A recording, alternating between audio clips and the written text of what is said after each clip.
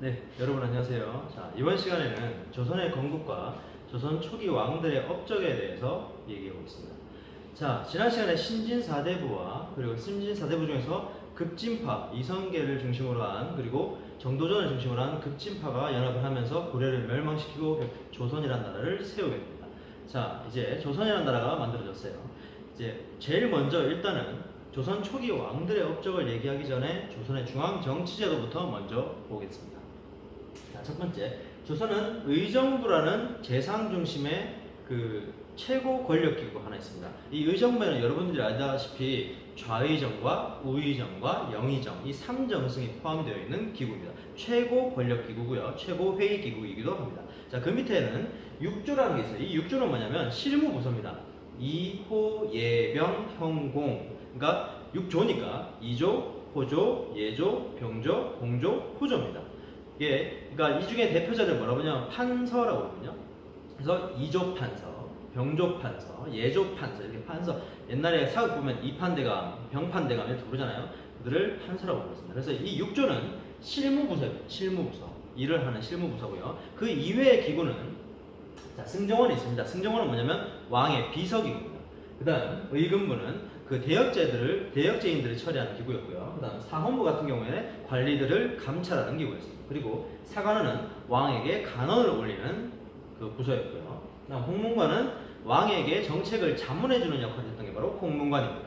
그리고 춘추관은 역사서를 기록했고, 그 다음 성균관은 최고의 인재 양성소, 즉 지금의 대학교라고 생각하시면 돼요. 그 다음 한성부는 한성, 지금의 수도 있죠. 수도의 치안을 담당하는 부서였습니다. 이렇게 여러 가지 부서가 있었는데 특히 사헌부와 사관원, 홍문관의 관리들을 묶어서 3사라고 불렀습니다.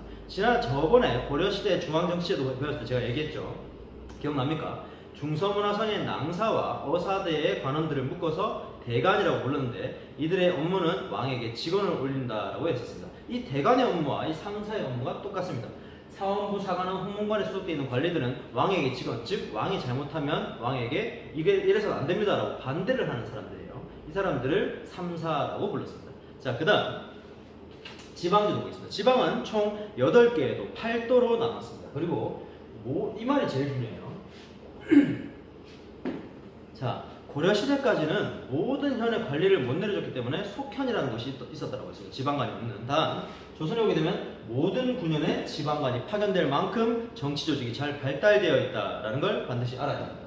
자, 그 다음 유향소라는 것이 있습니다. 유향소는 뭐냐면 각 고을에 이제 지방관들이 내려가잖아요. 이들도 지금 왕도 잘못을 하면 3사에서 들고 일어나잖아요. 마찬가지 고을의 수령도 잘못하게 되면 이들을 감시하는 역할이 필요한데 이들을 유향소라는 기구를 뒀고 이들이 소속되어 있는 사람들은 누구냐면 그 지방의 유력한 양반들이 유향소를 지배하고 있었습니다.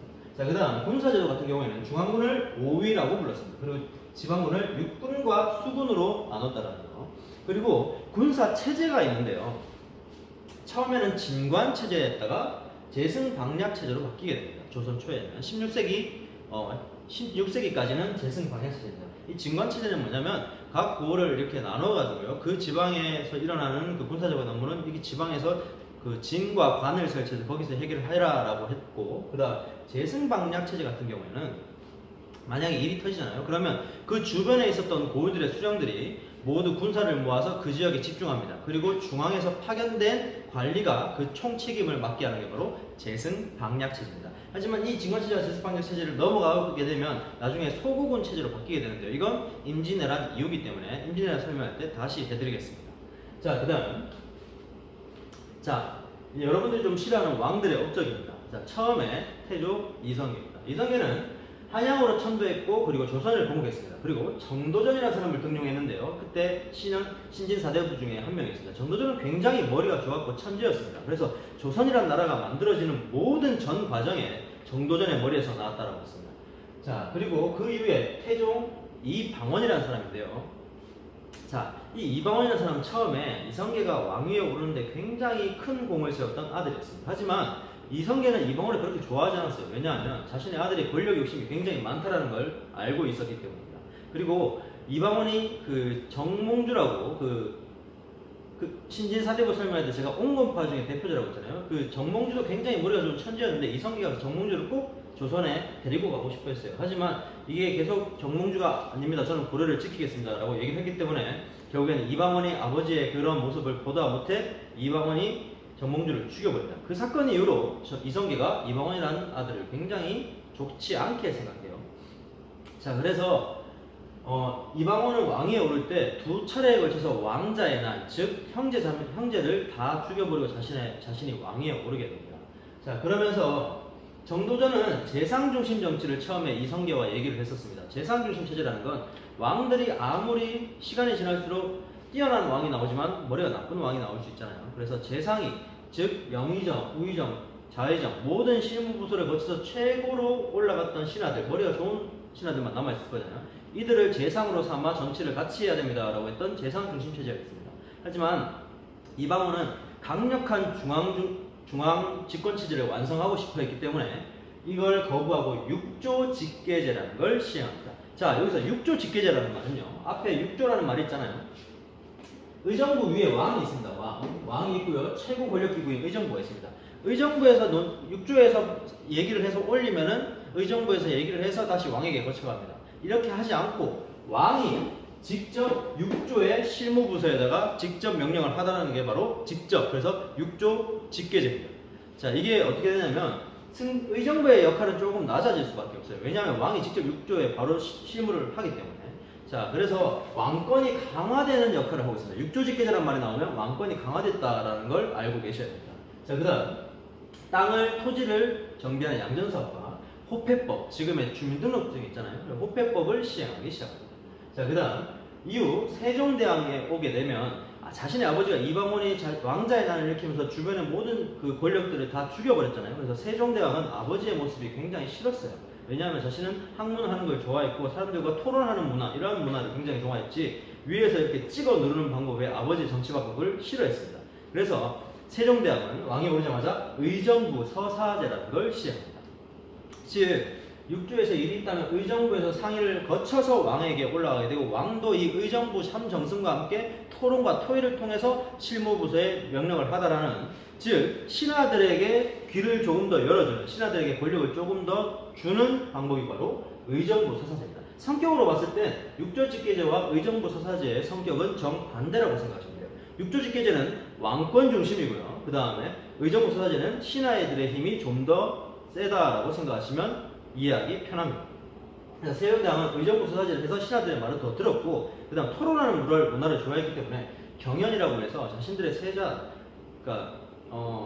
세자도 그 자리에 불러놓고 회의를 해가지고 정치적 질문을 주고받는 그런 회의 제도를 따로 만듭니다. 그리고 집현전이라는 새로운 학문기구도 만들게 됩니다. 그러면서 이 집현전의 출신의 학자들이 굉장히 많은 일들을 하게 되고 훈민정음도 창제하게 되고, 그리고 세종대왕 때 농사직설이라든지 그리고 뭐 치국이라든지 혼천이라든지 이러한 과학기술도 많이 발전하게 되는 이유도 신하들과 함께 토론하는 문화로 조선의 문화를 밝게 만들었기 때문에 가능했었습니다.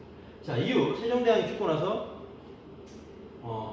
문종 그리고 단종 이후에 세조입니다. 제가 문종과 단종이 왜 넘어가냐면요, 일단은 업적에 대해서 시험에 잘 나오는 부분은 세종 때부터 다시 나오기 때문에 그렇습니다. 그리고 문종과 단종은 굉장히 왕위에 오랫동안 머무르지 못했어요. 문종 같은 경우에는 몸이 굉장히 허약했고, 그리고 어린 나이에 단종이 올라오지만 세조가 그때 당시에는 여러분들이 잘 알고 있는 수양대군입니다. 수양대군이 어린 단종을 쳐내고 다시 왕위에 오른 게 바로 세조입니다. 그래서 어린 왕을 잘라내고 다시 왕위에 올랐기 때문에 왕권을 강화시키고자 합니다. 세조 같은 경우는. 그래서 다시 육조 직계제를 시행합니다. 그리고 직전법을 시행합니다. 직전법이라는 건 이전에 그 과전법이라는 토지, 신하들에게 관리들에게 내려주는 땅 토지 제도가 있어요. 과전법이라고 해서. 근데 이게 어떻게 되냐면 전직 그리고 현직, 그러니까 이미 관직을 내려놓은 전직도 땅을 주고, 그 다음에 현직에 있는 관리들한테 땅을 당연히 줘야겠죠. 그래서 전직과 현직한테 땅을 다 줬지만 직전법은 현직 관리들한테만 땅을 주는 제도입니다. 그래서 전직 관리들이 갖고 있었던 땅을 다시 나라의 땅으로 회수를 하게 됩니다. 그 다음 성종 같은 경우에, 성종은 이제 세조가 왕권을 확립했잖아요. 그 이후에 또다시 조선을 완전 하나의 큰 나라의 틀을 완성시키는 왕이라고 봅니다. 그래서 일월성자를 써서 성종이라고 부르고 유교 정치를 완성시켰습니다. 그리고 대표적인 이 나라의 법전이라고 얘기해서 조선의 큰 법전이라고 얘기할 수 있는 경국대전을 완성시킨 왕입니다. 자, 그래서 이렇게 조선 초기에 이렇게 5명의 왕이 시험에 굉장히 잘 나오고, 제가 적어준 건 사실 업적을 다 적은 건 아닙니다. 하지만 시험에 제일 잘 나오는 말들이 바로 한양천도 정도전, 그리고 육조직계제, 양전사와 폭배법, 그리고 의정부사제, 육조직계제, 그리고 경국대전, 이러한 단어들만 제가 뽑아가지고 놨던 겁니다. 그래서 혹시라도 조금 더 공부를 하고 싶다면 교과서에 나와 있는 내용을 다시 한번 봐야 합니다. 자, 그래서 이때까지 배웠던 내용들에 대해서 다시 한번 얘기해 주자면, 조선의 정치제도 있죠. 네, 조선의 정치제도 중에서 사원부, 사관원, 홍관을 3사라고, 그래서 왕을 간언하고 보좌해주면서 정치적으로 잘못된 점이 있으면 꾸짖기도 하는 역할을 하는 게 바로 3사라는 거.